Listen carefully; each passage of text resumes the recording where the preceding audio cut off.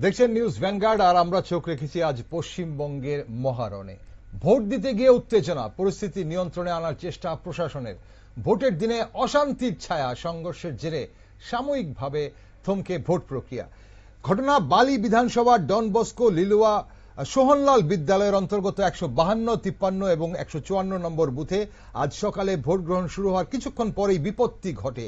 EVM মেশিনে যান্ত্রিক ত্রুটি দেখা দেওয়ায় দীর্ঘক্ষণ ভোট গ্রহণ বন্ধ থাকে। দীর্ঘক্ষণ লাইনে দাঁড়িয়ে থাকার পর ভোট না দিতে পেরে সাধারণ ভোটারদের মধ্যে ক্ষোভের সঞ্চার হয়। তারা বিক্ষোভ দেখাতে শুরু করলে পরিস্থিতি উত্তপ্ত হয়ে যায়।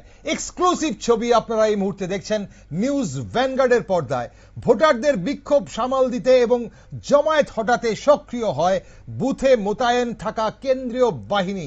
অভিযোগ উঠেছে পরিস্থিতি নিয়ন্ত্রণ আনতে কেন্দ্রীয় বাহিনীর জওয়ানরা ব্যাপক লাঠিচার্জ করে।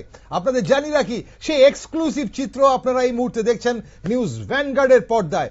অভিযোগ উঠেছে পরিস্থিতি নিয়ন্ত্রণে আনতে কেন্দ্রীয় বাহিনীর জওয়ানরা ব্যাপক লাঠিচার্জ করে। বাহিনীর লাঠির আঘাতে বেশ কয়েকজন ভোটার আহত হয়েছেন বলে জানা গেছে। আহত ভোটারদের মধ্যে কয়েকজনের আঘাত গুরুতর হওয়ায় তাদের স্থানীয়ভাবে চিকিৎসার ব্যবস্থা করা হয়েছে। এই লাঠিচার্জের ঘটনায় সাধারণ মানুষের মধ্যে এই মুহূর্তে তীব্র আতঙ্ক এবং ক্ষোভ ছড়িয়ে পড়ে। আমরা সরাসরি চলে যাব আমাদের প্রতিনিধি শান্তনুর কাছে। শান্তনু রয়েছে এই মুহূর্তে বালিতে। শান্তনু, শুনতে পাচ্ছ তুমি আমাকে? একদম। শান্তনু, এই মুহূর্তে পরিস্থিতি কি এবং ঠিক কি হয়েছিল? একেবারে দেখো, সকাল থেকে পরিস্থিতি স্বাভাবিক থাকলেও কিন্তু বেলা বাড়ার সাথে সাথে উত্তপ্ত হয়। তার কারণ আমরা যেটা জানতে পারছি, হাওড়া জেলার যে বালি বিধানসভা রয়েছে, বালি বিধানসভার 152, 53 এবং 54 নম্বর বুথ একত্রে, সেখানে ডন বস্কো স্কুলে 3টি বুথ কেন্দ্র রয়েছে এবং সেখানে দীর্ঘক্ষণ ধরে ইভিএম খারাপ হয়ে যায় এবং ভোটাররা লাইনে দাঁড়িয়ে থাকে এবং দীর্ঘক্ষণ লাইনে দাঁড়িয়ে থাকার পরে তারা উত্তেজিত হয়ে ওঠে এবং বচসা শুরু হয় সে কেন্দ্রীয় বাহিনী এবং নির্বাচন কমিশনারের দায়িত্বে থাকা যারা আধিকারিক তাদের সাথে।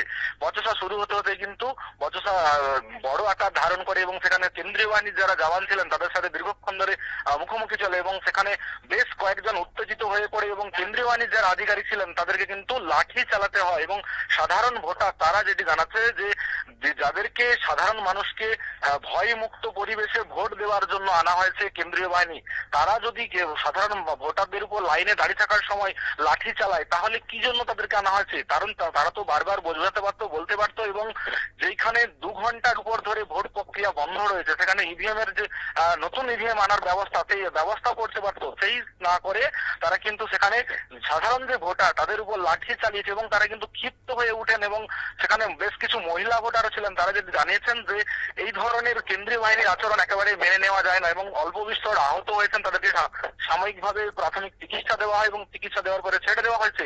কিন্তু যে 2 জন প্রথম থেকে এই বিষয়টি করার জন্য উত্তপ্ত করছিলেন বলে কেন্দ্রীয় বাহিনীর অভিযোগ, তাদেরকে সেই 2 জনকে কিন্তু ইতিমধ্যে আটক করা হয়েছে। পুরো বিষয়টি খতিয়ে দেখছে নির্বাচন কমিশনের সংশ্লিষ্ট যিনি আধিকারিক রয়েছেন, সেখানে দায়িত্বে থাকা ইতিমধ্যেই ঘটনাস্থলে পৌঁছেছে হাওড়ার পুলিশ এবং কেন্দ্রীয় বাহিনীর আধিকারিকরা। দীপেন, অসংখ্য ধন্যবাদ আমাদের একদম আপডেট দেওয়ার জন্য শান্তনু। দর্শক বন্ধুরা, আপনাদের আপডেট দিলেন শান্তনু পান, আমাদের প্রতিনিধি বালি থেকে। আপনাদের জানেন কি, ভোটারদের দাবি ইভিএম মেশিন খারাপ হওয়ার কারণে তারা কেবল নিজেদের অভিযোগ জানাচ্ছিলেন। আর ঠিক সেই জায়গায় পরিস্থিতি শান্তভাবে সামাল দেওয়ার বদলে কেন্দ্রীয় বাহিনীর দিকে সরাসরি আঙুল উঠছে। কেন্দ্রীয় বাহিনী লাঠি চার্জ করে।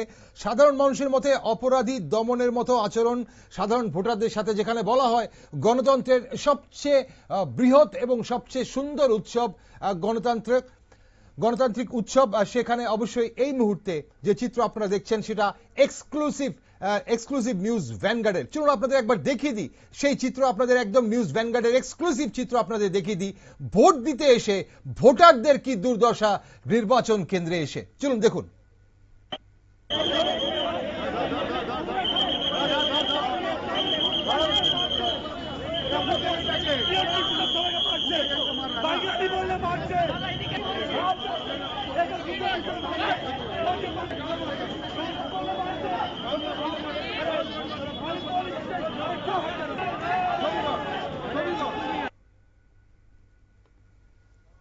আপনারা দেখছেন এই মুহূর্তে এক্সক্লুসিভ চিত্র দেখছেন নিউজ ভ্যানগার্ডের পর্দায়।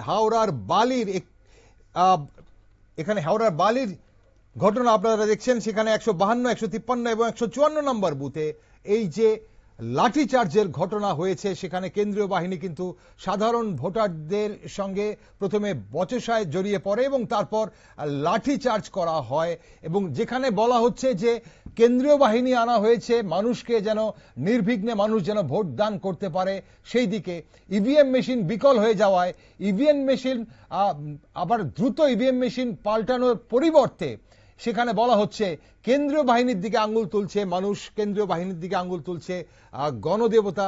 তারা বলছে ভোটারদের পিটিয়ে তাদেরকে এই মুহূর্তে আহত করা হয়েছে, তাদেরকে প্রাথমিক চিকিৎসার পরে ছাড়া হয়েছে বলে আমাদের প্রতিনিধি জানিয়েছেন। আমরা অবশ্যই নজর রাখছি কিভাবে সংঘর্ষে এই মুহূর্তে জড়িয়ে যাচ্ছে একের পর এক।